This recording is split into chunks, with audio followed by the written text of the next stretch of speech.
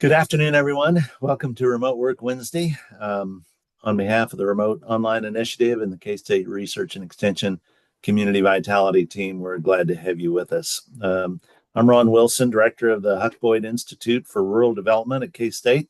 Huge thanks to Deborah Cole, who is Program Leader Coordinator for K-State Research and Extension Community Vitality. This is a project of the Remote Online Initiative, and you see the graphic there. KansasRemoteWork.com is the website. The Remote Online Initiative offers month-long online classes that enable participants to become trained and certified as a remote worker or a remote work team leader. And this has come out of that. The Remote Work Wednesday on the second Wednesday of each month is a free Zoom call for anyone interested in remote work. And the challenges and opportunities associated with remote work.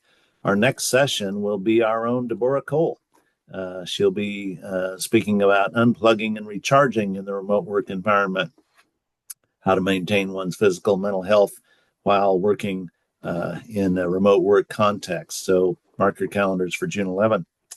The goal of the Remote Work Wednesday is simply to learn about the opportunities and challenges of remote and hybrid work for those who choose it. And we're excited to have Laura Renfro with us today. Laura is the co-founder of Renfro Consulting, established back in 1998 and grown since then.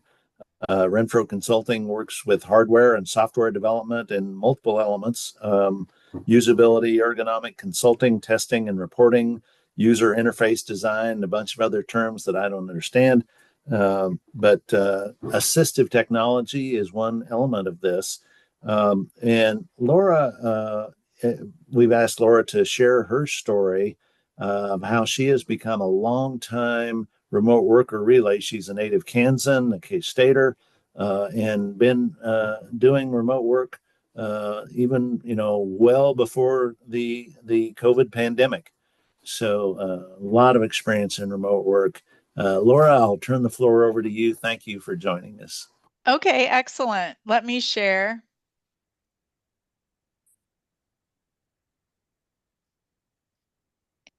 And please confirm it worked and can you That guys? looks just right. Excellent. So, as Ron said, I'm going to be speaking to my experience with remote work.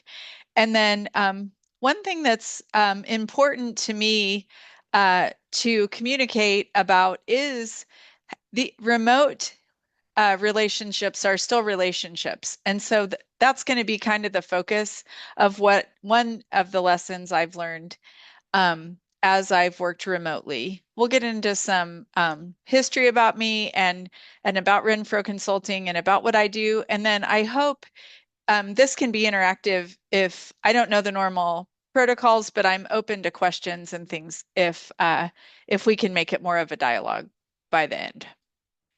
Um, Actually, our motto from our prairie to the world, that actually happened on a remote call.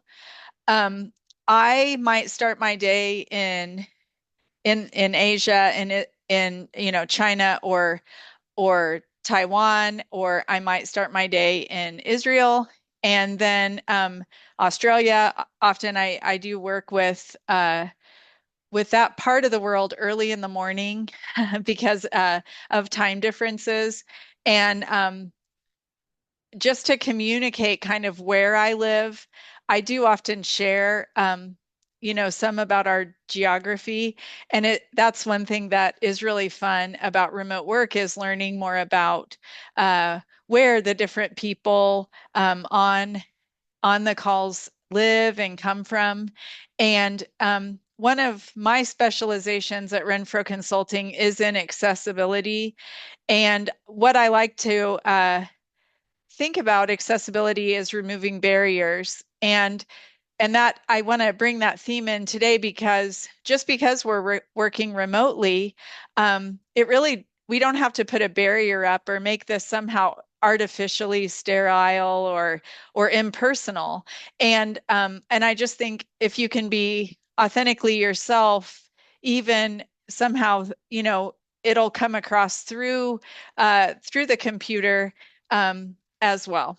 And so just a little bit about our company. This is my husband and I. Um, I just put a few things in here about us, just so you have a little bit of background. We are grandparents, so of course I had to put that in here. I am also a quilter, and love, being outside, and also being in my sewing room. We established, or we really started working more full time for Renfro Consulting in 1998. We do all manner of engineering and accessibility consulting. We work with a lot of really large tech companies. You would have heard of them. Uh, and my husband, Mike, does the human factors side of things as much as he can. He does accessibility also. And then in 2011, I started doing accessibility testing and reporting, and then consulting full time for our company. And that was quite a time. There wasn't a lot of education or resources out there about accessibility testing. And it's a requirement under the ADA of the US government, and then also worldwide government agencies require it. Big companies want to be accessible.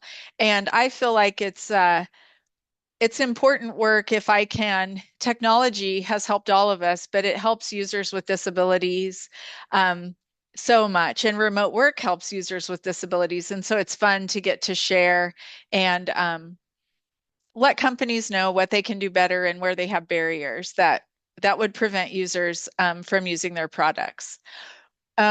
We do have a family business. Many of our, uh, I guess if you're an engineer, dad, and maybe our daughter married an engineer, he's worked for our company, she's worked for our company. Our daughter-in-law um, went to K-State, is a actually our all of our children except one went to K-State. We have a son, Eli, who went to KU. I joke that I put him in one too many purple outfits, but he's awesome. He's worked for our company. So I do share that all the time with our customers, that we are definitely a family business. The majority of our work um, for years and years and decades actually has been remote.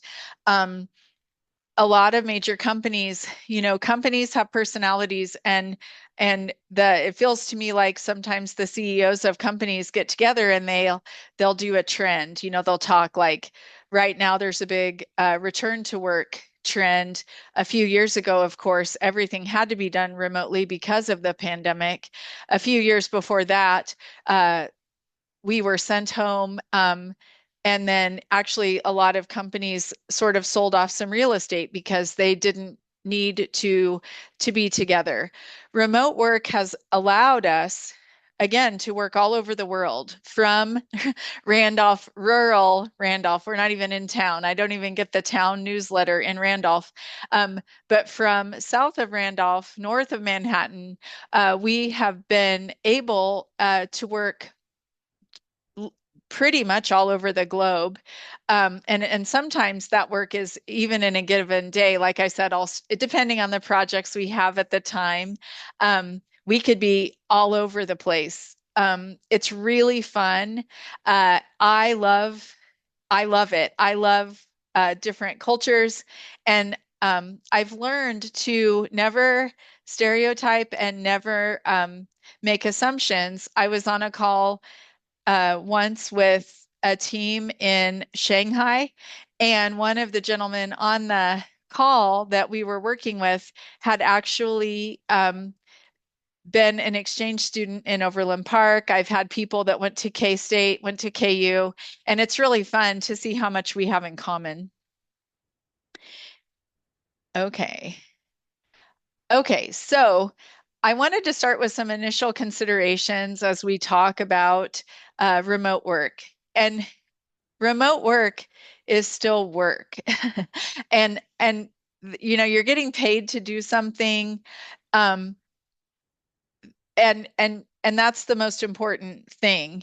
Your deliverable, your excellence at what you're doing. Um, that needs to shine through, or that needs to come through best, I think. Meet your deadlines and be aware of your deadlines. I think sometimes again, I work internationally, and some cultures, some people really set expectations. Really, right away they're like, "This is what you were supposed to do. This is when I received it." At the end of every single remote call, they'll say, "Okay, here's the tasks. Here's what you have to do, Laura, for the next meeting." I really like that. I guess I was a teacher, and I work well with deadlines, with task lists. To-do lists are my friends. But I think there are some unique considerations around communication when we work remotely, and making sure that you speak to your team. Uh, Even, maybe you're a shy person and you don't want to speak up, or maybe you feel insecure or something and you don't want to speak up. It's always better to over communicate than under communicate. And you can do this a lot of different ways. Um, but if you guys were, I guess if you're used to working on a project together, you would have certain you know certain times and certain things that you'd communicate about. Asking, like, do a proof of concept if you're unsure if you have the scope and the idea correctly. It's always better to reach out to whoever is your boss or your other teammates and make sure that you guys are on the same page. Um, Also, communication within our body language, that really matters. Um, you different different companies that I work with, different government agencies that I might work with, different colleges that I might work with, they all have different communication styles. Some, I find the West Coast, for example, they're always on camera. They're on camera. They could be eating lunch and they're on camera. They could be, I mean, every kind of thing. And learning the communication style of your customers or of your coworkers is really important. Remember that you're on camera. Be respectful with your facial expressions and your body language. I think that's a good idea always. But sometimes on camera, people can forget sometimes their etiquette, or they don't seem like they're open. And so I like to do that. Uh, and just remember that a lot of things about communication still apply. Um, Again, a work basic of a deliverable. Make sure, again, that you're getting your work done. Sometimes remote work gets a bad rap because they feel like people are just lazy when they're working remotely. I completely disagree. I just completely disagree. I actually I write about this sometimes, and I want to write about it more. I would like to use my communication skills to persuade these businesses that they're absolutely wrong about this. So if you're working remotely, make sure that you communicate, "Hey, here's the deliverable. I'm a day ahead of schedule. Um, Let me know, that you approve of this deliverable." But just because you can walk in and do your laundry or walk in and eat lunch from your own kitchen doesn't mean that the excellent work that you're doing is any less worthy of, acclaim as if you went into an office.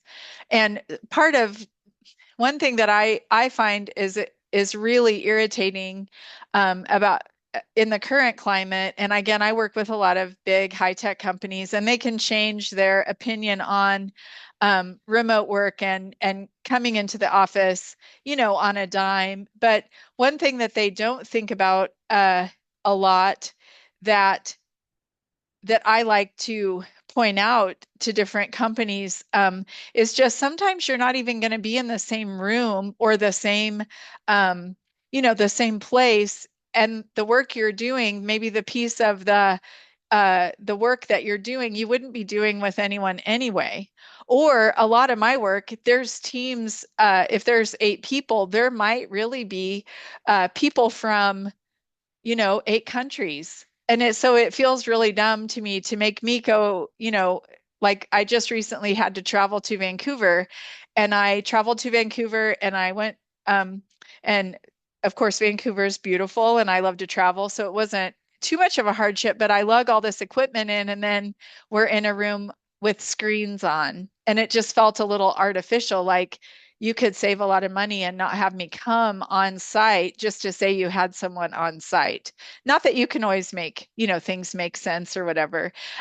Expectations still need to be exceeded, in my opinion. And so remote start or not, always start with those basics. And I did want to talk about that.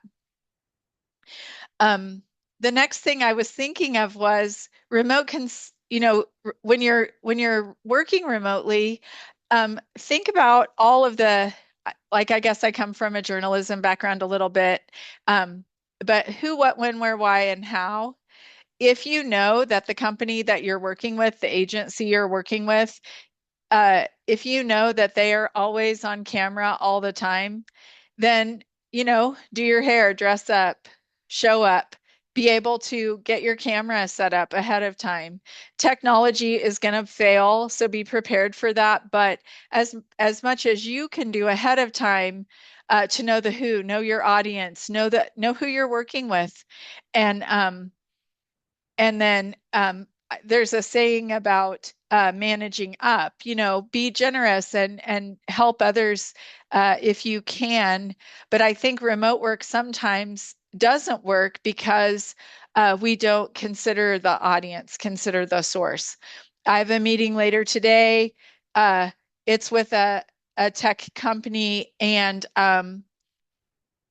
the, like they often do work from a large conference room, and they are going to ask a lot of detailed questions about the presentation. They sent us a product, and we have to tell them about this hardware product.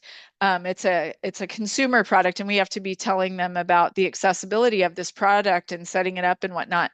So just know who you're dealing with, know who you're working with, know who you're presenting to. And then uh, uh, I was thinking of some of these, you have to think about it with your location, with your, area, your own office setup kind of thing, and then also know what is expected of you. If on screen, off screen, uh, do you want to just go by a first name basis? How much introduction are they going to expect you to give? How much of the presentation? We always, at Renfro Consulting, especially when I have new people, I always set up 2 or 3 forms of communication. You never know when Zoom's not going to work. You never know. If you have, something really important to do, set up several means of communication. If like there's nothing worse than speaking when your boss wanted to be speaking or whatever. So just know the what of the individual meeting and the individual, again, relationship that you have there. Know when it starts. Be early. Just because you're remote doesn't mean you can run in and uh, I don't know. I see this a lot, again, some cultures in the high tech industry, they're very very casual and they're always late. Or I had one a funny kind of culture, uh and they just insisted on taking all their meetings. They were really edgy and we needed them and they were wonderful. They were so with it. But they took all their meetings at coffee shops and they would be actively drinking from their coffee. And it sort of cracked me up. I mean, it was totally their culture and fine, but uh, when they were late all the time. And so you just knew it was going to start 8 to 10 minutes late. I kind of run early and I didn't appreciate that all the time. Um, but uh, also know when remote work doesn't just mean meetings. So also know when you're expected to be online and responsive. Um, Teams, it's like it can be the best thing or the worst thing. And we have to just set those expectations. Some people, my husband, he is like, he's an engineer. He's such the example of like the perfect remote worker. He gets up, whether he was going into the office when he did a hybrid approach or not, he dressed the same. I mean, mostly Carhartt t-shirt, and but he's got his shoes on. He goes into his office.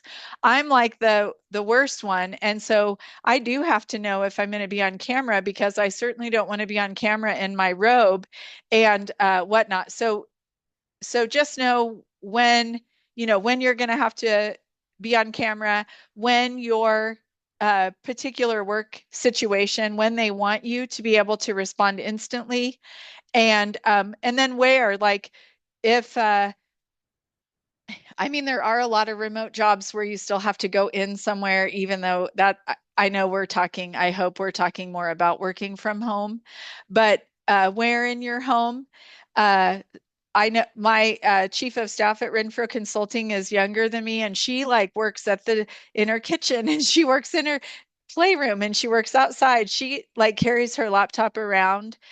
This is more of a personal one, but just do what feels comfortable to you. Um, and if you're able to, uh, take I use this to your advantage completely. One of my passions at Renfro Consulting has been allowing parents, um, and I guess I focus on the mom parent, but like a lot of our Renfro Consulting people are brilliant young women. And this remote work is giving them a chance to be home with their kids, but still have a great income and have use their minds, And so I'm always uh, up for making creative solutions. I'm getting ready to take a trip, and I just was asked on Teams, will you be available? Yes, I will, because I have Teams on my phone, and that can be a good or a bad, and I do want to communicate ahead of time to my team that I'm supporting. You know what? I may be taking a meeting from my car. If you want me off camera, or you want me to text you the answer, or you want me to support you a different way, let me know. Um, yeah, know why you're in the meeting, know why you're there, know your why. Uh, if your boss wants you to be sort of on the side and to support this important presentation that they have, know that. Ask that. Why do you need this information? Why? Um, and get a there's just nothing worse than not knowing your why and doing something wrong in a remote setting, and then like there's a bunch of people on a call, and you should have level set. You should have known your why before you started, and then take those context cues. Like if somebody's like, no, don't do that right now, or we'll talk to you later about that, then accept it. The how could go a lot of different directions, but the how that I'm going to talk about right now is know how your technology works. If you have, I mean, we use Zoom a lot, we use Teams a lot, we might use I work with, if if the company, like if Microsoft, if you're working with Microsoft, you're probably going to use their product, right? You're going to use Teams. If you're working with Google, you're probably going to use Google Meet or whatever. So take time before the meeting to familiarize yourself. What's going to happen when the electricity goes off? What's going to happen when something something goes wrong? And so I always like to be prepared. And I also, one of the relational things is communicate. You can put in chat, hey, we're in a tornado warning, or hey, um, I haven't felt well today. If I need to go, just letting people know ahead of time, it really does. go a long way. And so this was the theme, or this was what when when I talked to Ron about doing this really and maybe it's as I get older, but your relational considerations, it outlasts almost everything else in life. So like I was telling my husband, I worked with this guy, his name was Brian. He works for a really, really, really large bank. I was working for him at a really large tech company. Yesterday or day before, I think it was about his parents. His parents are aging, and he wanted to know where my mom lives in Arizona. And so I get this funny text, hey, where do you live in Arizona? And I sent it off.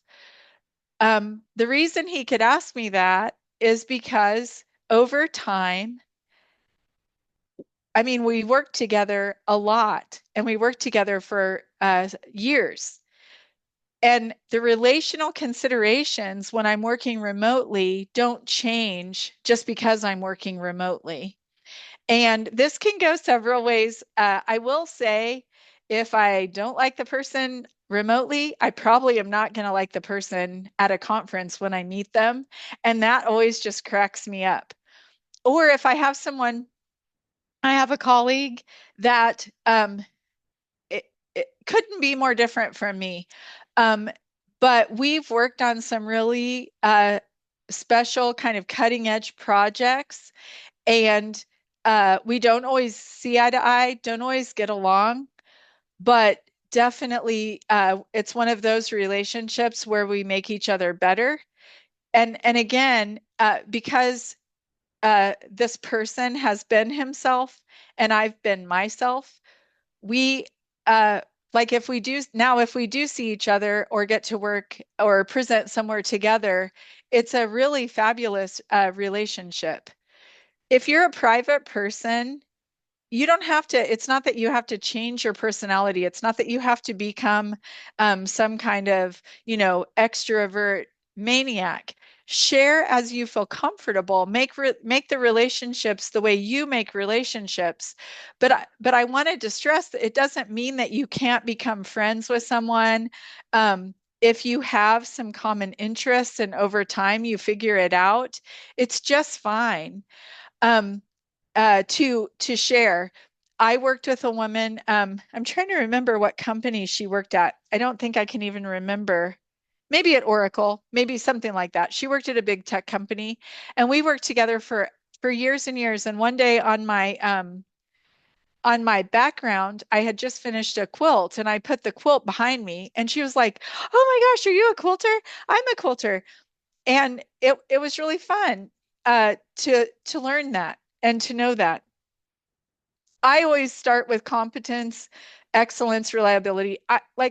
I think all of the basics matter, and I do like to do a good job. And that doesn't change because I'm going to present something remotely. I want to uh in my field, it's not as touchy-feely. It's not touchy-feely. I'm working with engineers. They made a product. I'm finding where their product might not be accessible. Maybe their on-off button, maybe no one who can't see it is going to know it's an on-off button, something like that. So sometimes I have to get feisty, or I have to, I joke, I use my teacher voice or whatever. So it's not that it's always like, friendly. I mean, everybody's field is different. People are fighting for their point of view. But just because of that, I mean, and also I know that we're in a climate that keeps telling us we don't like each other. And I'm really sick of that. Like, it, you don't have to take a social media uh, view on this. You can just look at, these are just people. Maybe they're people like I work with a lady, she's a designer and she's just really a cool lady and she lives in Barcelona. And I'm like, hey, I think you need me to come to Barcelona. I think you need me there on site. So I joke about that. The basis of our relationship is still our work. And it's still that fourth bullet, the competence, the excellent, the reliability, right? But at the same time, there's a large disability school in Barcelona called ONCE, and one of our testers is named Artur. Well, as a human being, would I love to go meet Artur? You betcha. I would love to do that. And so I guess I don't have any hesitancy after this long of doing this in meeting someone for dinner if I'm at a conference, or giving someone my cell phone number if again for a second channel of communication if we're on a big presentation or whatever it is. Again, the second bullet, share as you like. If you don't feel comfortable with someone, certainly I'm not saying this isn't a have to, but it's the whole idea is um, the more you the more you work remotely and the less you sort of make friends or are personal, then it can be isolating. I guess I just don't buy that it has to be isolating just because you're working remotely. Um, I found this Pew study, and that it is a link, but I don't know if you guys will have these slides or not. But uh, people, they don't you don't always trust other people. You don't always trust other people on your team that you're working with. And uh, I picked this quote out of a lot of the research that I was looking at, because I don't think that people change that quickly. And I really don't buy it. Like, I work with young people, I work with older people, and I work with excellent people. It doesn't matter if they're like a family business. If they're my kid and they do a terrible job, you're out of here, buddy. Uh, but and I mean, it's kind of true and kind of I'm kidding. I think people are reliable. I just think they don't communicate it very well. And I think sometimes when we are working remotely, uh, sometimes the technology can be so intimidating to maybe some managers that they get nervous. We're never good when we're nervous, right? I'm not my best if I feel intimidated or like I'm going to fail. And so I think it's like getting to be more at ease. Again, being ourself. Uh, I love that when Oh, I just had like a job, and the guy was a kite surfer, and he was like going across the world kite surfing. And I just had to ask questions about that. I mean, I don't know a lot of kite surfers, and I didn't even know what it was. And so that's really fun. People may not know anything about Kansas, right? In the United States, they call it a flyover state, but I'm working internationally, so it's like even more removed. I've had to tell people where it is. Anyway, lots of questions about that. And so that's fun. I don't pretend like, and maybe it's because I'm 57, I'm getting old, so I don't have to pretend anymore. But like, if I'm working with whippersnappers that are, from New York City or from Tel Aviv and they're on it, I still can ask questions. I still have something to contribute, but I can be a K-Stater from, rural Randolph, Kansas. Um, and I don't have to pretend that I know everything about everything. And so that's also helped me like, okay, um, and I mean, it's really funny. And working with engineers is kind of a different thing anyway. Like, I told one guy one time, you're technically correct. I get it, but we still need to solve this problem. And he laughed kind of after a bit. But yeah, so be yourself is really important. And then I think that's about it. So if we have questions, or Ron, I don't know what you guys do next, but uh, that's what I had prepared. Thank you so much, Laura. Oh my, how useful and valuable these tips are. I'll encourage our participants to unmute and ask a question or put a question in the chat. I did want to ask a question.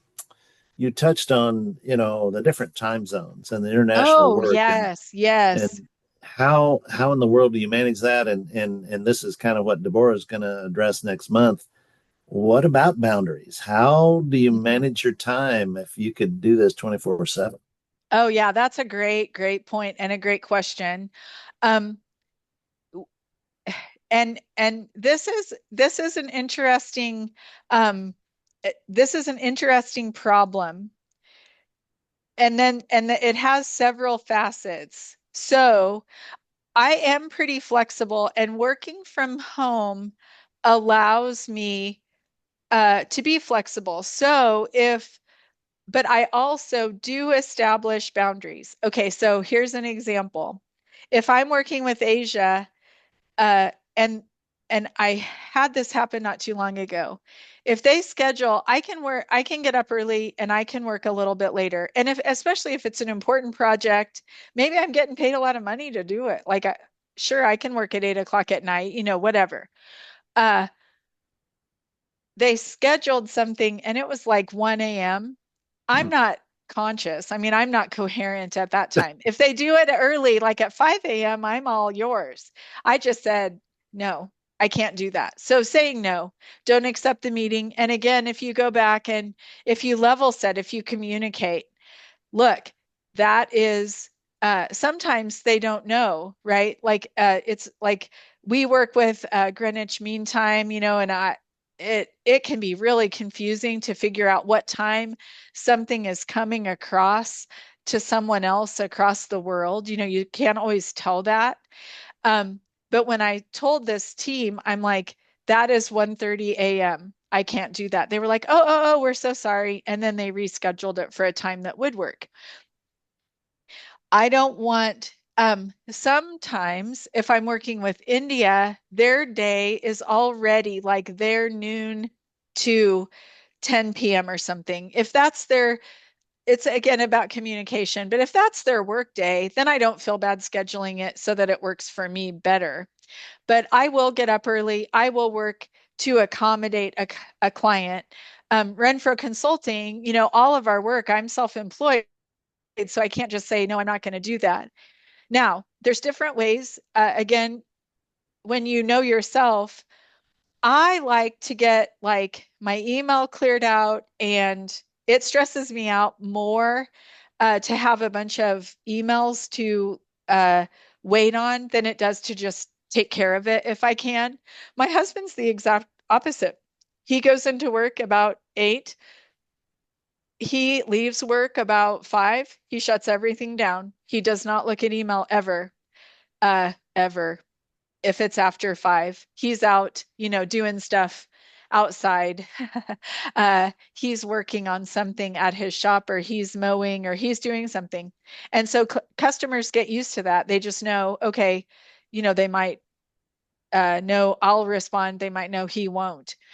Boundaries, I am very interested in Deborah's talk because boundaries are hard sometimes. Being self-employed, that can be tricky. But for time zones, I kind of know. I know about where England's at. I know about where I have a Japanese daughter-in-law who's actually in Japan right now, so I know they're like 13 hours different. And over time, I've kind of learned, and then I'll learn the culture at the companies that I work with too, because, for example, if you work with Silicon Valley, they have a norm where their commute time is part of their day. Like that may not fly in New York, but in San Francisco or San Jose, like it is not uncommon for them to drop a call because they're getting on a different bus. They're taking their laptop and they're moving from place to place. So you kind of have to get used to it, and not put a Midwestern, like I don't get paid for, driving or whatever.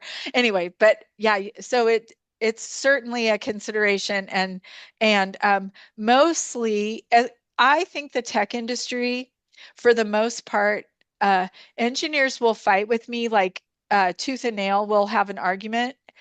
but there isn't a lot of subtext, and they're very kind. I've found in my 20 years, like they're very kind. And so if you tell them, then they're really good about working with you. And if they can tell that you want to work with them too, like I'm not trying to get out of this, it's just in the middle of the night, you're not going to get a good work product from me. Very good. Your comment about company culture really strikes me. I don't know who it was said something along the lines that culture really trumps everything else. You can have all these processes, but the culture is really runs through it all. So there's international cultures to deal with as well as company culture. Um, and I assume in a lot of cases a CEO sets or attempts to set a vision, a culture, a direction, and um, but but then it's a question of is that really bought in by all the members of the team, and um, so Yeah, you're David. dealing with multiple factors there. Yeah, yeah. And do you want to ask your question or is it in chat? I can't see it, but so just ask however he did. Um, all I see in chat is a comment that boundaries are important in face-to-face work as well as remote That's work. true. I mean, Absolutely. next message is, um, um, but yeah, I really appreciate that observation about understanding a company culture as well as maybe a different country and the Yeah. cultural aspects of life there as well. Yeah, it's fascinating to me. And I think it really is a key. M- All the large companies that I work with, uh, they have in their SABA courses, maybe, or in their internal training. Um, a lot of them have, how to work with someone from this country or this area. And also I have my MBA, and when I was in grad school, one of my favorite classes was international business relations, and it's a real thing. And learning, and in our like uh sometimes we can internalize our current. I mean, the United States has a culture too, and so does Kansas, and uh, and it is really, really helpful to me to sort of think about it and start like if you're dealing with a culture that is maybe a more feminine culture and they can't tell you no without losing face, or if you have to be really careful whereas in some cultures you have to be there's just a lot of different personalities, and it could be just like dealing with a personality in your family or with your friends. But yeah, I have to be careful how I say things, um, because my goal isn't for someone to lose face or someone to get in trouble. Some of the It's just to fix the product, and the product improvement is the goal. And so I have really tried to learn things, and also then you have to get a bit of a thick skin. Like I work sometimes with I do testing that is then consumed by uh, Berbligen, a German bank. Well, if I don't have my ducks in a row, they are going to find every time, every place that I did something slightly wrong. And so, like for some cultures, you have to come confidently to them and say, "This is why you're wrong." And that was hard for me at first. Uh, I actually have done the so I do testing and then I have to defend the testing. And so at first that was a challenge for me. I actually hired a lawyer to sort of help me argue better. And so it's definitely something that can be learned, but it's that awareness, like knowing kind of on the five W's and H, taking the time to learn what the different company cultures are really makes a difference. And I work with some companies that are so like they're just really, really nice people, nice company, like nice. And then I work with some where like I've learned like at that meeting, they're going to try to find a reason that to put you down to look better. I mean, it's just all kinds of personalities. Hmm. Loretta makes the comment, it really boils down to communication in so many aspects, whether it's cultural or, product by product, case by case, personality by personality.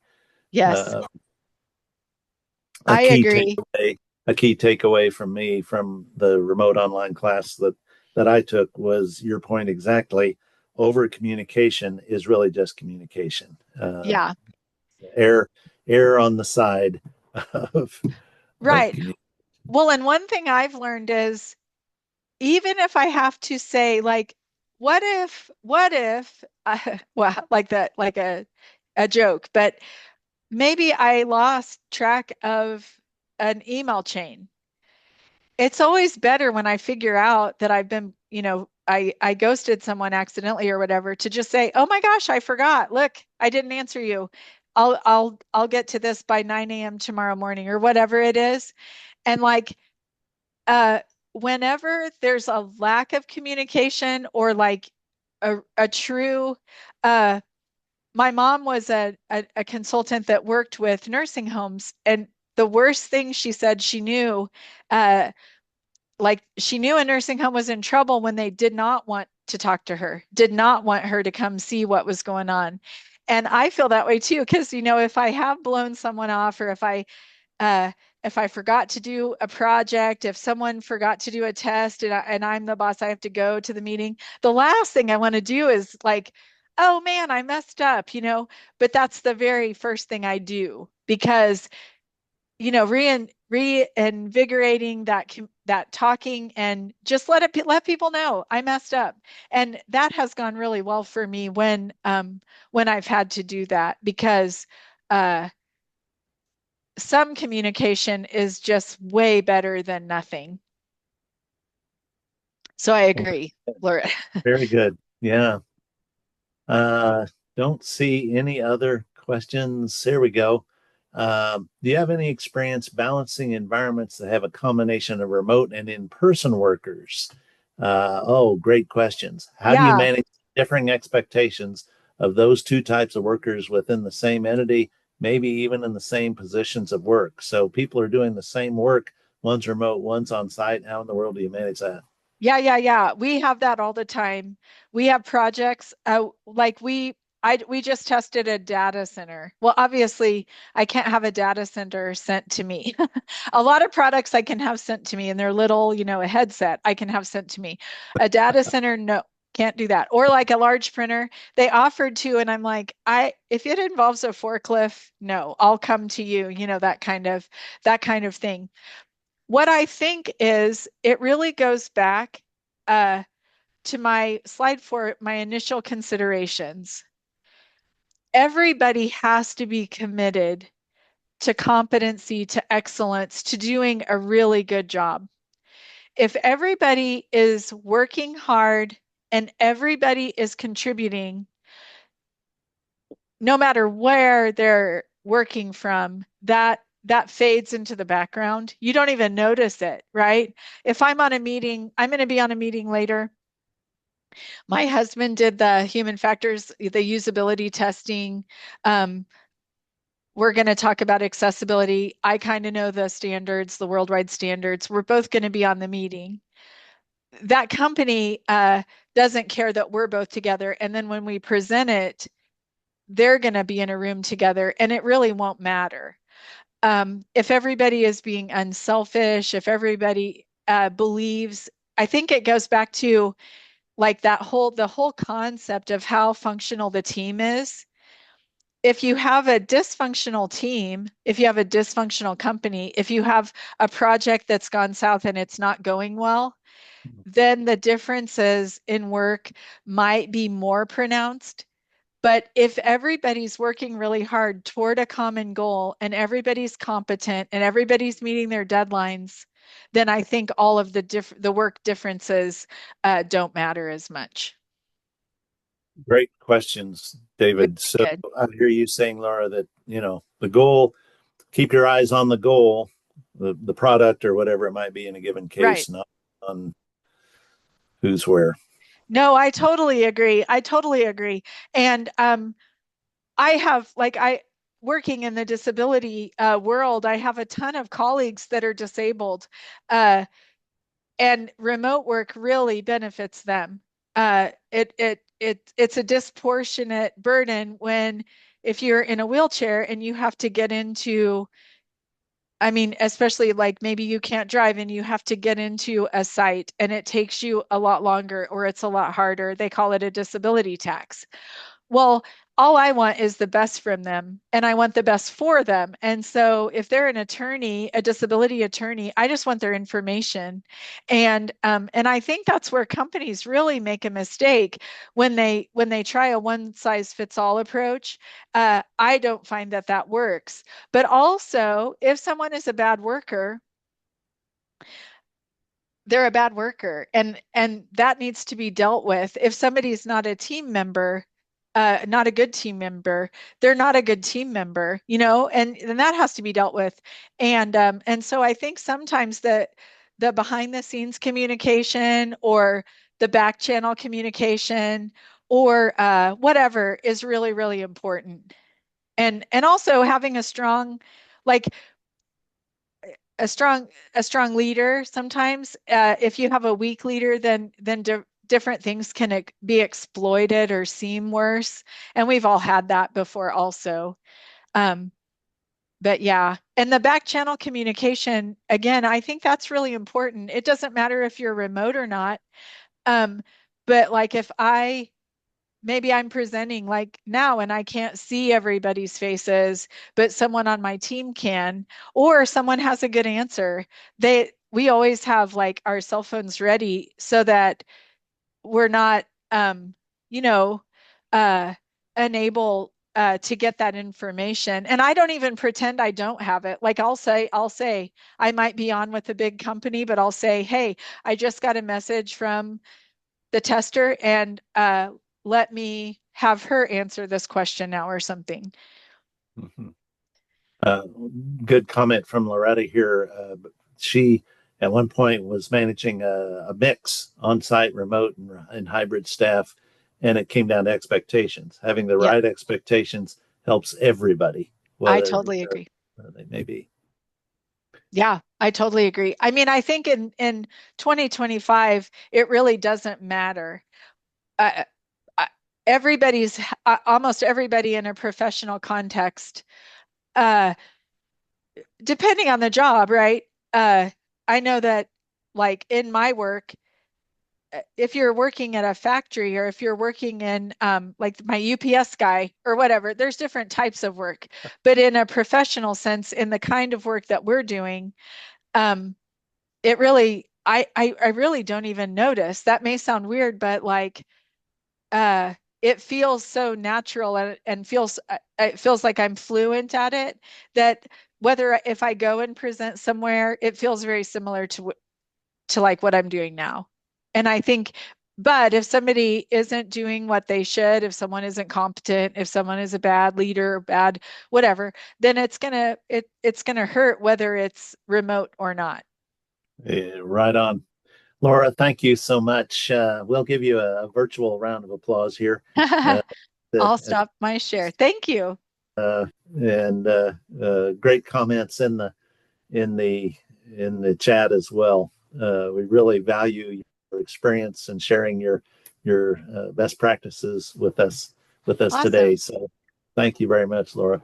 Sure. Uh, just a quick reminder then, our next Remote Work Wednesday will be on June 11, our very own Deborah Cole, on this very theme about unplugging and recharging in the remote work environment. Again, thanks for joining us. And for now, have a wonderful Remote Work Wednesday. Good afternoon, everyone.